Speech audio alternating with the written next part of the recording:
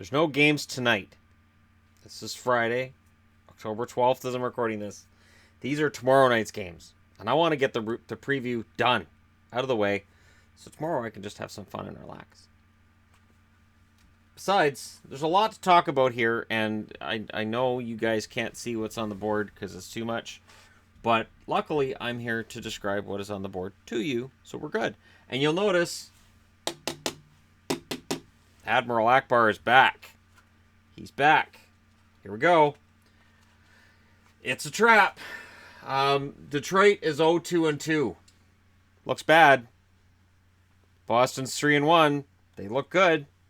It's a trap. So this is what I call the trap game.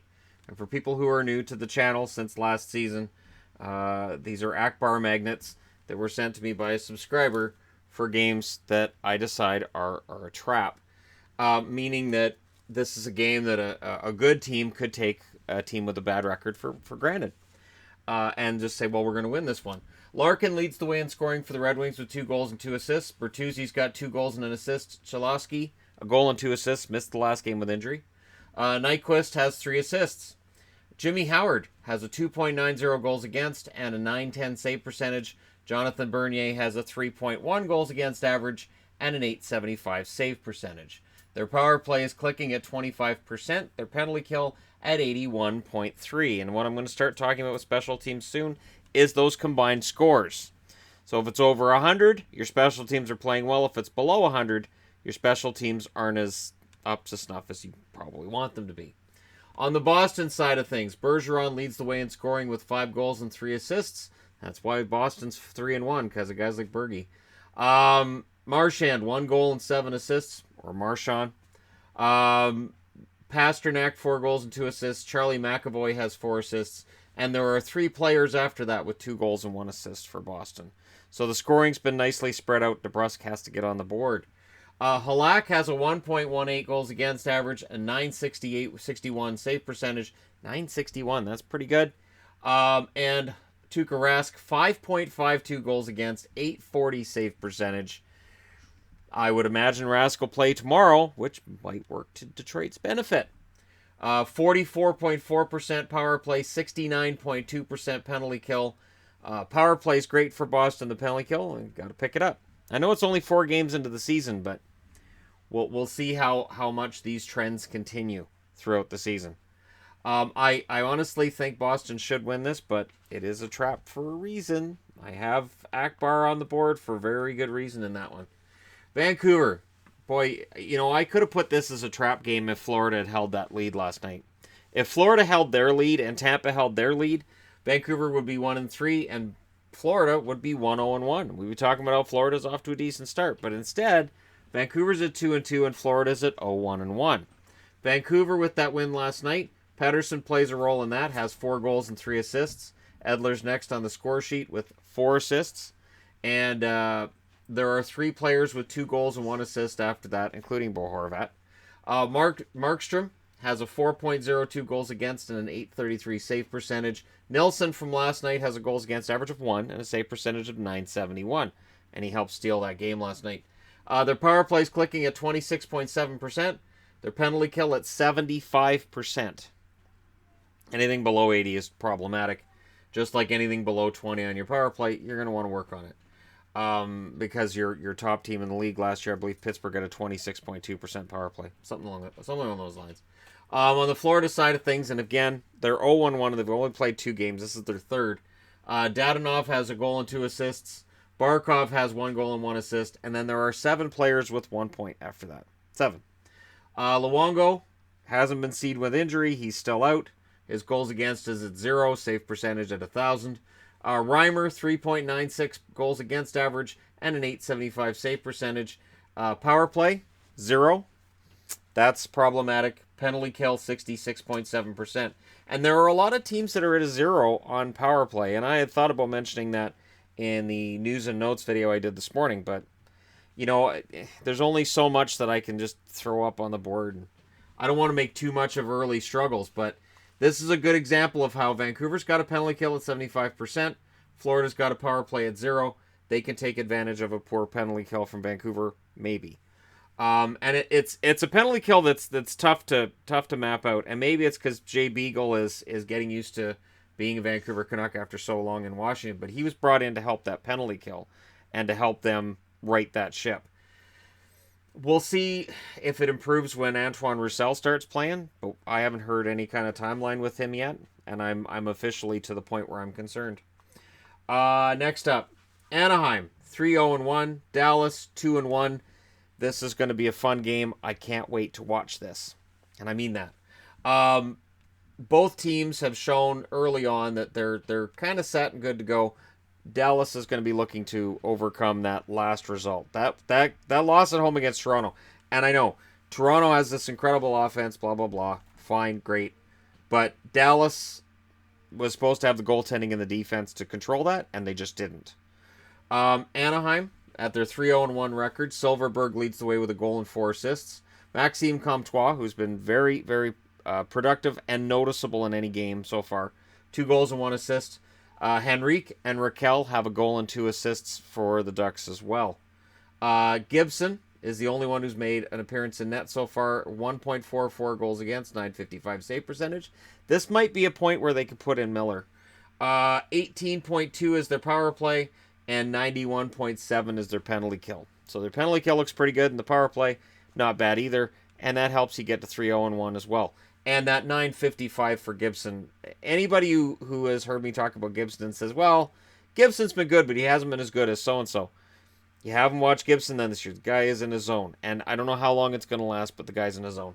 On the Dallas side of things, in their 3 games, Sagan with 3 goals and 5 assists. Radulov, 3 goals and 4 assists. Ben, 3 goals and 3 assists. Klingberg, 2 goals and 1 assist. So the spread between the first line and everybody else has started early this year. Bishop's played every game, 2.35 goals against, 924 save percentage. He looks great at times, and he looks iffy at other times. And this is just kind of how Bishop is. Their power play, 50%. That's not bad. And their penalty kill, 75%. So it's only a 3-game sample size. I would expect that power play percentage to drop below 50% tomorrow night. And I would hope that penalty kill goes up above 75, because honestly, this is a game that Dallas needs. You're not in must-win territory for everybody except one team. There's one team I look at tomorrow and I say they really need to win this one. But it would be nice to see them get a win coming off of that loss against Toronto, especially against a Ducks team that they may be competing against for a wild card spot later on down the road. We just don't know. This may end up being a wild card matchup that we have no idea. And one of them makes the playoffs and one of them doesn't, based on that game. So next up, LA. The Kings 2-1-1 now after that shutout win over these guys. They're in against Ottawa. So this is a good road trip for LA, but this will be a good test too. Ottawa's going to give you a different look than you're going to get from Montreal. Montreal doesn't have the guns. It seems like Ottawa has offense that we didn't expect, and not from the guys we expected it from. Both Stone and Duchesne only have 2 points. On the LA side of things, Iafallo still leads the scoring with 2 goals and 2 assists. Toffoli's tied with him now with a goal and 3 assists. Carter, a goal and 2 assists. Kovalchuk, a goal and 2 assists. Campbell's been fantastic. 1.35 goals against. 966 save percentage. Jonathan Quick, no rush to come back at this point. 909 save percentage, 2.86 goals against. He is, of course, injured. 0% power play, 78% penalty kill. Again, this is a power play that hasn't scored yet. And Ottawa's, it's easy to get the two teams mixed up since they've traded a couple of times. And there's a lot of Sharks now that show up on the list for Ottawa when you're looking at their score sheets. Anyways, Ottawa's penalty kill is at 71.4%. So this is going to be interesting to see what gives in this one. On the Ottawa side of things, of course, they're 1-2-1. Shabbat, 2 goals and 4 assists, and I think if you're an Ottawa fan, you have to be very excited about Shabbat. And maybe he doesn't have this breakout if Karlsson stuck around. Maybe he's at 3 points instead of 6. Maybe he's getting opportunities he would not have got had Erik Karlsson stuck around. So there's a bright side to almost anything, really. Tierney, a goal and 5 assists. Lajoie, 3 goals and 2 assists. He's been a revelation as a rookie, really. And Dzingel, who's on the IR, 2 goals and 2 assists. Goaltending. Anderson, 4.36 goals against average, 895 save percentage. Condon's made 1 appearance, 5 goals against in that one, and an .828 save percentage. That's an issue. Absolutely. 26.7% power play, 71.4% penalty kill. If they can keep the power play numbers like that and bring up the penalty kill, they're in excellent shape. And Shabbat, I think, could be in for a very dynamite year. You have to find the positives in a poor season. You just have to. Much like the Brady Tkachuk 2 goals the other night. You just ride it out. Just forget about that number 1 draft pick. Until the draft lottery, it's not Jack Hughes. So we should really stop referring to it as Jack Hughes, because it's not. And after Jack Hughes, there's talk about how the draft kind of falls off, and this isn't a very strong draft. Next up, so Vegas. This is the team that has a must-win. The Vegas Golden Knights are 1-4. They're in against Philly, that's 2-2. This is a must-win. Why? Because Vegas going to 1-5, going home for a 5-game homestand, they would have to win all 5 to get above 500. They haven't looked. They've dominated at points in games, but they haven't looked dangerous. It's something that I used to see a lot with the Canucks, where they'd have the puck constantly, they got a lot of shots, but you knew from who was on the ice, from the personnel, you knew they weren't going to get a goal. So they would dominate, they'd get 10 or 12 shots over a 6-minute period, and then whoever they were playing against, Mario Lemieux, Gretzky, or whoever, would just skate down the ice and score. And you're like, we're down 1-0, even though we dominated this game. What's going on? This is what happens when you have a team that's well coached, that works hard, but that top-end talent maybe isn't there. They have to show a turnaround tomorrow. Absolutely. And this is while Stastny's, I believe, still supposed to be out for at least another 2 games. And Stastny hasn't had a great start either. Marchessault leads the way in scoring with 2 goals and 4 assists in 5 games. Carlson's next up with 4 assists. They need him to get on the score sheet as a goal. They need a couple of goals from William Karlsson.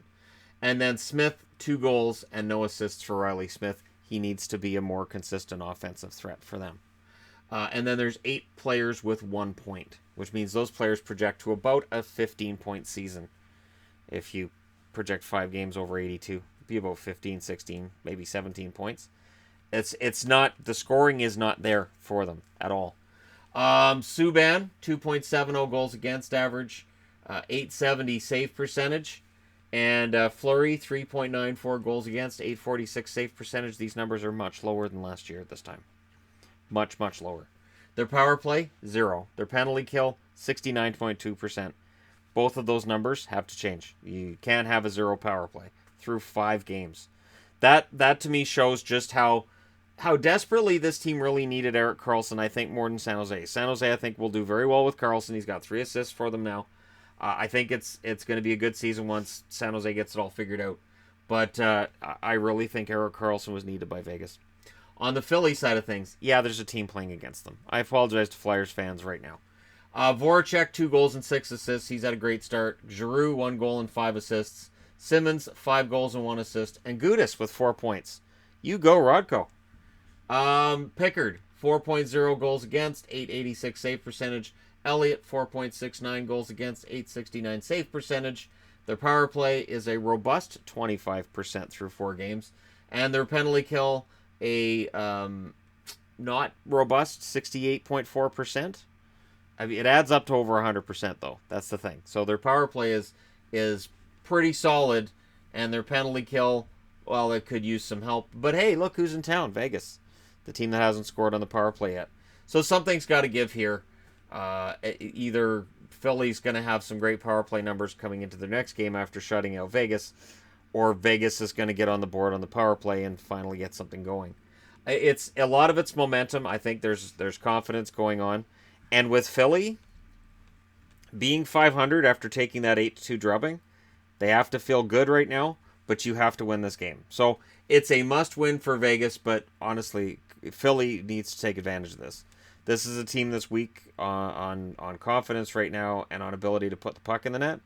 Philly should be swarming this. This is a game Claude Giroux should absolutely dominate in. Okie dokie. Next up, Edmonton. They're 0-2, and now they're in against New York Rangers, who are surprisingly 1-3. And they were almost 0-4, but they came back and won last night. So Let's see what happens from here, because for the Oilers, McDavid scored early against Boston, and then nothing else happened. That was it for scoring for the Oilers. A goal and 2 assists for McDavid puts him ahead of Lucic and Draisaitl, who have a goal and an assist each, and then there's 2 players with 1 point. And that's it. 2 players with an assist. Talbot, 3.56 goals against, 877 save percentage. His numbers actually improved against Boston. They have a 16.7% power play, a 50% penalty kill. 50% penalty kill. I know it's only 2 games, but that, wow. Again, I know it's only 2 games. On the Rangers side of things, Jesper Fast, 1 goal and 3 assists. Brett Howden, 2 goals and an assist. Kreider, 2 goals and an assist. And Buchnevich also has 2 goals and an assist. So there's some scoring to go around, and we'll see what happens with the Rangers tomorrow night. Because, again, you're at home against an Oilers team that's off to a slow start, and you need to jump on them. And this is a Rangers team that will play without Shattenkirk in the lineup. Yeah, he was the big name on the free agent market in 2017, and here we are. It's the start of 2018-2019, and he kind of out of the picture. Goaltending-wise, the Rangers, 2.03 goals against for Lundqvist, 942 save percentage. Georgiev only made the 1 appearance. 7.24 goals against, 821 save percentage. Those are American Hockey League-bound numbers. 10% power play, 75% penalty kill for the Rangers. They want to bring one number up and the other one down. And you guys probably understand, or no, they'll want to bring both of them up. But they want to make sure that the Oilers don't score on the power play, and that they do. This is really simple. I'm not sure why I'm messing it up. Anyways, it's this long train of thought, right? So the Rangers, we know that they're rebuilding. The Oilers aren't supposed to be. This is kind of where the Oilers are supposed to turn things around. Are we expecting it? Anybody? Put your hands up. We'll see. Oilers fans have already become kind of quiet, and we're really early in the season, just because it looks like the way last year started. But yeah. There's still a lot of games to go. Carolina, 3-0-1 right now. They've got to be feeling like they're pretty awesome, and they should. They haven't really played a tough team yet, though. So tomorrow night against Minnesota, we can debate whether Minnesota's a tough team or not. But it's a road game. Minnesota's coming off of a win over Chicago last night, so we'll see. For Carolina, Aho's the leading scorer, 2 goals and 4 assists. Jordan Staal, 3 goals and 2 assists. And Jordan Stahl's the number 2 hitter in the league right now, too, so he's had a fantastic start to the season. Michael Furlan, 2 goals and 3 assists. Warren Foegele, 3 goals and an assist for him, which is more than we'd expected at this stage. McElhinney, 2.00 goals against, average 930 save percentage. Mrazek, 3.53 goals against, average 841 save percentage. Their power play is a crisp 10%. Their penalty kill, 71.4. So with those special teams numbers, it's amazing they're 3-0-1, because their special teams is actually lower than the Rangers, and the Rangers are at 1-3. And the Rangers lost a game against Carolina. So, again, Carolina's in an interesting position. They can go into Minnesota tomorrow night, where the Wild are 1-1-1 right now, and maybe they can go to 4-0-1. But the Wild will have something to say about that. Zucker, 2 goals and an assist. Parise, Suter, and Stahl all have a goal and 2 assists in those 3 games. So Stahl's got it back together through that game last night. Their power play, 0. Penalty kill, 81.8%. Goaltending, Devin Dubnyk, 1.93 goals against, 945 save percentage. But no matter how well he plays, there are those who just wait for him to have a bad game so they can say, see, he's no good. We knew he was no good. He's always no good. So this is a game that's going to fly under the radar, but remember, Minnesota made the playoffs last year, and Carolina is off to a fast start. So this might be a game worth watching and checking out. And I'm going to do my best to check out as much as I can tomorrow, but it's going to be a challenge. Pittsburgh. The Penguins are 2-1. Just ignore that game against Montreal, and they've had a fantastic season. Malkin, 1 goal and 5 assists to lead the way. Phil Kessel, out of nowhere, Phil the Thrill, with that hat trick, has 3 goals and 2 assists now on the season. Schultz, 4 assists. Letang, 2 goals and 2 assists for him. DeSmith, with that win, he's got a 2.00 goals against, 946 save percentage. Murray, 5.45 goals against average, 831 save percentage. Their penalty kill is at 100%. Their power play is at 20. That's exactly what you want to see early in the season. Penalty kill's doing great. Power play's running at about 20%. Good start for Pittsburgh. And it's Montreal again. So the Montreal Canadiens now at home are going to have a determined Pittsburgh Penguins team. You'll notice there's no Akbar because they know this is a trap. So there's no real trap to it because Pittsburgh knows they have to bring their A game tomorrow. At 1-1-1, Montreal's leading scorers haven't changed from yesterday when I talked about it because they got shut out. Byron still with 2 goals and 2 assists, Lankinen 1 goal and 2 assists, Domi with 3 assists, and Shaw with a goal and an assist. Carey Price has played every minute. He has a 2.32 goals against average and a 909 save percentage. Their power plays at 9.1%. Penalty kills at 88.9. Your best penalty killer is your goaltender. So, it's been an interesting start for Montreal. They can definitely get some tongues wagging if they beat Pittsburgh for a second time in a week. So that's their goal tomorrow night, and they're at home. You don't want to bet against them necessarily, but it is Pittsburgh and Kessel. What amazed me with the Kessel goals last night was that the 2 of them were breakaways. And this was a guy that during the summer we heard all about how Pittsburgh wanted to trade him. They didn't want to keep him. He's just, Phil's useless. And it's the one media guy. And I know that. I know it's one media guy in Pittsburgh doesn't like Phil Kessel. So when I see him get a hat trick, I'm thinking, so what's the article he's going to write about tonight? Is he going to talk about everything and ignore the Kessel hat trick? Or is he going to talk about how they won despite the Kessel hat trick? How does he spin that? But, I'm glad to see Phil do well. I'm always glad to see Phil do well. He's a guy I didn't like years back, but he's grown on me in recent seasons. Next up, Columbus, 3-1. Who knew? They're in against Tampa, who are 1-1 because they lost to Vancouver.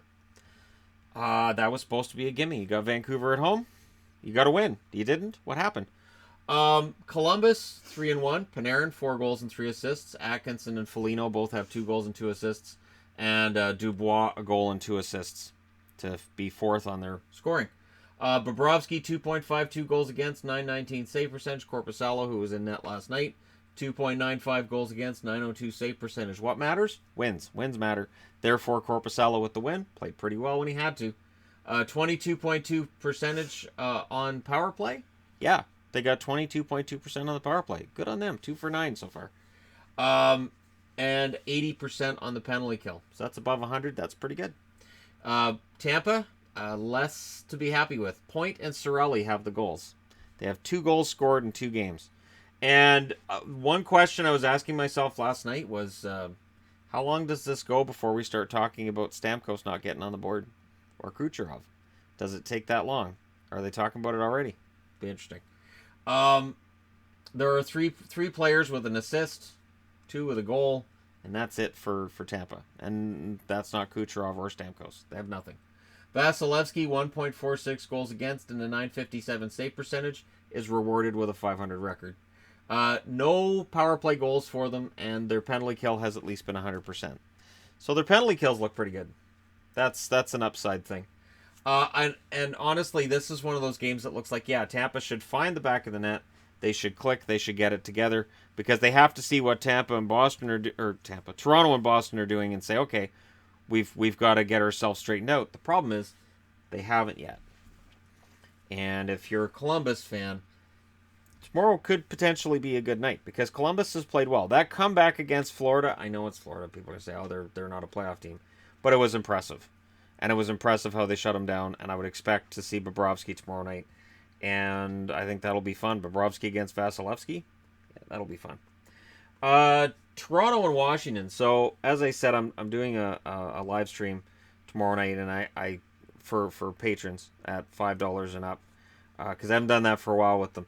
And I said, if I'm going to do like a live reaction live stream, which game should I watch? And the unanimous choice was this one, Toronto and Washington. Toronto's 4-1. Washington's 2-1-1. Washington won the Cup or something this past spring in June. And Toronto, there are some people who think they have an outside chance of making the playoffs. So Matthews with 9 goals and 3 assists. Riley with 3 goals and 9 assists. Tavares with 6 goals and 4 assists. Marner with 3 goals and 7 assists. Have I mentioned that's in 5 games? It's insane. Anderson, 3.28 goals against, average 893 save percentage. Sparks, 6.00 goals against, 806 save percentage. 50% power play, 84.6% on the penalty kill. But they need Anderson to come up with a big game tomorrow night because this is the Capitals. This is the first team that Toronto's played this year that made the playoffs last year. So this is the first big test. And the Caps are very inconsistent. They just lost last night 6-0 to New Jersey. And Kuznetsov leads the way in scoring with 3 goals and 4 assists. Oshie with 4 goals and 2 assists. Backstrom with a goal and 5 assists. And there's Carlson with 2 goals and 4 assists. Just off the board, Ovi with 4 goals and 1 assist. So the Capitals kind of licking their wounds a bit. Holtby, 2.98 goals against and a 907 save percentage. And Phoenix Copley coming out of last night with a 6.00 goals against and an 833 save percentage. This is impossible. This is impossible to call. We can look at Toronto and say, well, yeah, but they're on this incredible run. Yes, but last Saturday they lost against the Ottawa Senators at home. There's definitely some room here. Or no, it was in Ottawa. There is some room here for Toronto to get better defensively. And since their defense has been putting up kind of scary numbers to their coach, you've got a Capitals team that's shown they can score already this year. But they've also shown that they can allow a ton of goals and not score in that same week or in the next couple of days. This is a tough one. This is a really, really tough one. But I will say this. It is too early in the season to talk about who's a contender or not. So if Toronto wins, they're probably a Stanley Cup contender. Because why not? Next up, the Islanders. So New York, 2-1, is a bit of a surprise with a Predators team at 3-1. And yeah, I got an Akbar on that because this is definitely a trap. Nashville's coming out of a shutout last night against Winnipeg. They're going to be feeling okay, be feeling good about their game. And the potential is there that Saros gets the start against the Islanders. The Islanders 2-1. Barzal with a goal and 3 assists. Bailey with a goal and 3 assists. Filppula has 2 goals and an assist. And Anders Lee with 2 goals for the Islanders.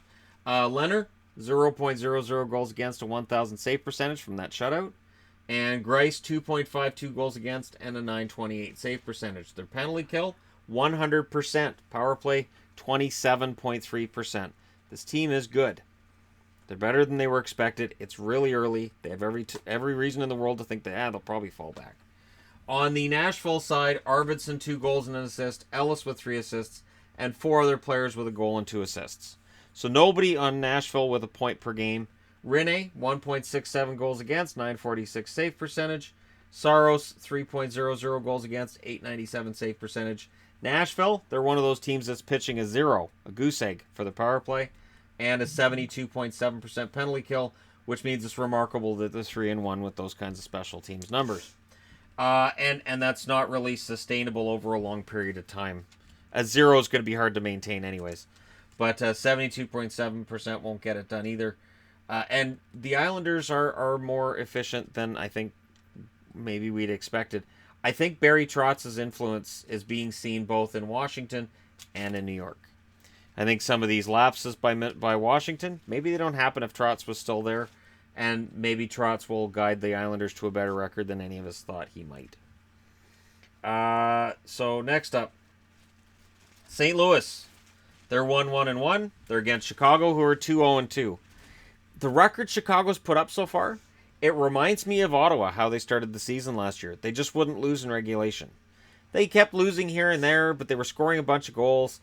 And, there was a lot of optimism, like, well, we were right on the verge of the Stanley Cup against Pittsburgh, so we're not worried about these losses because they're overtime shootouts. Doesn't matter. Chicago's kind of reminding me of that. And last night's loss against Minnesota, that hurts. They should have had the win there. St. Louis, scoring-wise, Ryan O'Reilly leads the way with 4 assists. Perron with 3 goals. That's a hat trick, of course. Shen, 3 assists. Tarasenko, 2 goals and no assists for him. Allen now has a 4.29 goals against and an 854 save percentage. It's abysmal, but it's better than 818, which is where he was going into yesterday's game. 25% is their power play. 90% is their penalty kill. So you look at that and you go, okay, so when they allow goals, then they're 5-on-5. Because their penalty kill is pretty good. St. Louis in against Chicago. We know this feud well. We know these teams don't like each other. Taves with 5 goals and 3 assists to lead the Hawks. DeBrincat, 4 goals, 3 assists. And Kane, 4 goals, 3 assists as well. Yoki Haru, who was held off the score sheet last night, still has 5 assists.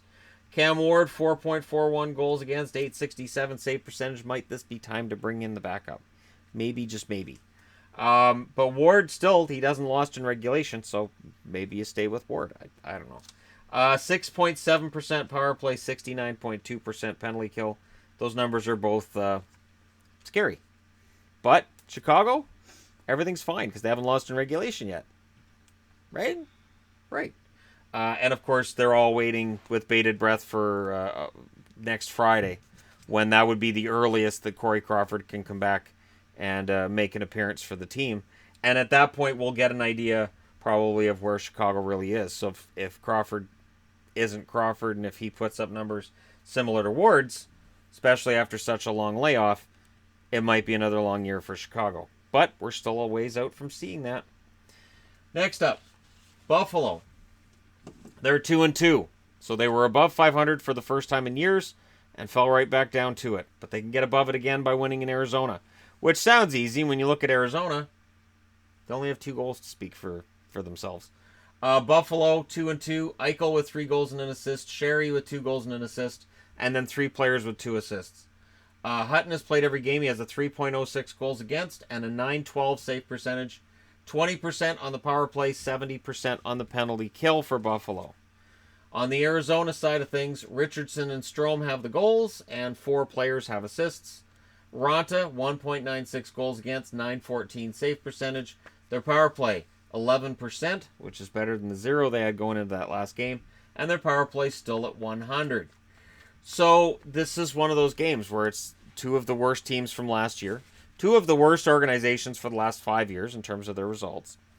And now one of them is going to move ahead, where either Arizona gets to 500 or Buffalo bumps above 500 again, and we start talking about how Buffalo's off to a good start. If Buffalo loses this game tomorrow night in regulation, then we start talking about, here we go again. I think, you know, what got me with Buffalo, and when they talked about Eichel, and he's like, it feels different, it's a winning environment. And I thought, it's only 3 games and you're the captain. Shouldn't you be kind of not talking about how it feels great yet? Just your answer should really be, well, we haven't really done anything yet. We're 3 games into the season. It's one of those things that I saw and I thought, you know, you've got to temper it because it's an 82-game schedule. It's not about being milquetoast and boring and bland in interviews. It's about just, you know, try not to give other teams bulletin board material, and don't say things to make your teammates feel like, hey, we are pretty good. And then maybe they let up and they stop doing some of the stuff they've been doing that's made them relatively successful through the first 3 games. It's a delicate balance, and it's something that Eichel's going to learn as captain now. And last but not least, Calgary. They're in against Colorado. So the Flames and the Abs. The Flames are 2-2. The Abs are 3-1. The Flames are as Jekyll and Hyde as the Capitals early this season. And it's interesting to see how they'll look great against Nashville, pedestrian against St. Louis, and against Vancouver. They were both great and bad against Vancouver in those 2 games. So Calgary's still figuring themselves out. Matthew Tkachuk with a goal and 6 assists. Gaudreau, goal and 6 assists. Monahan, 4 goals and an assist. Elias Lindholm, I'm calling him Elias, I don't care. 3 goals and 2 assists. Proper pronunciation, the Swedes will back me up. Smith, 3.56 goals against and an 81 save percentage. He's back below 900 because of the game against St. Louis. And Riddick allowed 0 goals, so he has a 0.00 goals against, 1,000 save percentage in very small sample sizes. 23.8% power play, 76.5% penalty kill. So they can score on the power play. They don't kill them off often enough, but hey, it's an exciting game when Calgary plays, and there's usually a bunch of goals. And Colorado knows how to score this year. 3-1. 1 goal, 6 assists for Rantanen to lead the team in scoring. McKinnon, 5 goals and an assist. Soderberg, 3 goals and 2 assists. And Kerfoot. And I like Kerfoot. Goal and 4 assists for him at a good start, and that's important because really, honestly, they need to show that depth of scoring. Varlamov, 1 goal, or 1.33 goals against, 955 save percentage. Philip Grubauer, 4.07 goals against, 882 save percentage, 33.3% power play, 94.7% penalty kill for the Avs. So there you go. 14 games tomorrow night. It's a lot. It's a ton. And the only 3 teams that aren't playing are Winnipeg, Nashville, and San Jose. So they have the night off. I'm surprised they didn't try to squeeze another game in. And next Saturday it's 13 games. So this is how the NHL is doing things. There'll be a ton of games on Thursdays and Saturdays. It makes it hard for people like me to follow everything. But I understand that this is also their big money-making day, that everybody goes to hockey games on Saturdays, so maximize that. And Fridays have always been slow. It's weird that there's absolutely nothing this Friday, and I don't think that's going to be the last time that happens this year. It used to be Mondays we would have no games. Now it's Fridays. Let me know your thoughts, as always, in the comments section below. Don't forget to hit like and subscribe if you're browsing your way through. You just happened upon this video. Thank you guys so much for watching. I'll talk to you again soon.